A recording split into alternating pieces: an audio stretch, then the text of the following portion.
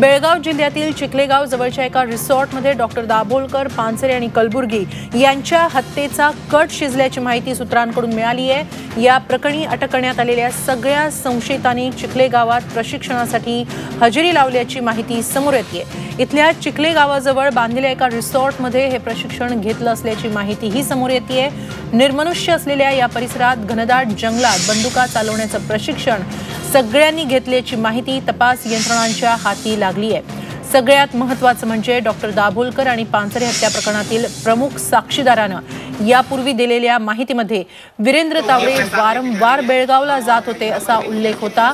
त्यामुळे बेळगाव जिल्ह्यातील चिखलेगाव हे ठिकाण पुन्हा एकदा तपास यंत्रणांच्या रडारवर आलंय। याबाबत अधिक माहिती घेऊया आमचे प्रतिनिधी प्रताप नाईक यांच्याकडून। प्रताप, दाभोलकर आणि पानसरे हत्या प्रकरणी बेळगाव कनेक्शन पुढे येत आहे, काय अधिक माहिती आहे या संदर्भात? नक्कीच आपण पाहतोय की एटीएस असेल किंवा सीबीआय असेल किंवा एसआयटी असेल, या सगळ्या यंत्रणांचा तपास सुरू आहे मोठ्या जोरात। आणि त्याचबरोबर कर्नाटक एसआयटीचा सुद्धा तपास सुरू आहे। कर्नाटक एसआयटीनं जी माहिती काढली होती त्या माहितीच्या आधारे अशा प्रकारची माहिती मिळालेली आहे की या सगळे जे पानसर असतील, कलबुर्गी असतील, दाभोलकर असतील, गौरी लंकेश असतील, यांचे जे खून झालेले आहेत त्या खुनासाठीचं जे ट्रेनिंग आहे ते खानापूरच्या त्या परिसरातल्या जंगलामध्येच झालेलं आहे। अशा प्रकारची माहिती यापूर्वीच मिळालेली होती, पण आता खात्रीशीर अशा प्रकारची माहिती मिळते। त्याच्यामुळे सगळ्या तपास यंत्रणांच्या नजरा चिखले गावाकडे लागलेल्या आहेत। त्या गावातल्या लोकांची सुद्धा चौकशी केली जाते, माहिती घेतली जाते, कारण किती दिवसापासून हे सगळं प्रॅक्टिस केलं जात होतं, कशा प्रकारचा रिसॉर्ट होता हा सगळ्यात महत्त्वाचा विषय आहे।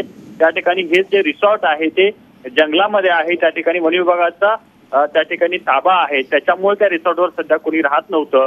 पण तसं असल्यामुळेच, निर्मनुष्य असल्यामुळेच त्या ठिकाणी जाऊन त्यांनी ट्रेनिंग घेतलं। आता ट्रेनिंग घेण्यासाठी कोण कोण त्या ठिकाणी होते त्यांची नावं अजून उघड झाली नसते, तरी पण याच्यामधली मारेकऱ्यांनी त्या ठिकाणी ट्रेनिंग घेतली अशा प्रकारची माहिती मिळते। सगळ्यात महत्त्वाचं म्हणजे दाभोलकरांची हत्या झाल्यानंतर जो साक्षीदार आहे, जो पुढे आला होता आणि त्यानं सांगितलं होतं की तावडे, जो दाभोलकर प्रकरणामध्ये अटक आहे दाभोलकरांच्या हत्येमध्ये, त्यानं सांगितलं होतं की तावडे हा वारंवार बेळगावला जात होता। त्याच्यामुळं आता सगळा तपास त्या ठिकाणी केंद्रित झालेला आहे। अजून काय काय माहिती मिळते हे पाहणं महत्त्वाचं ठरणार आहे।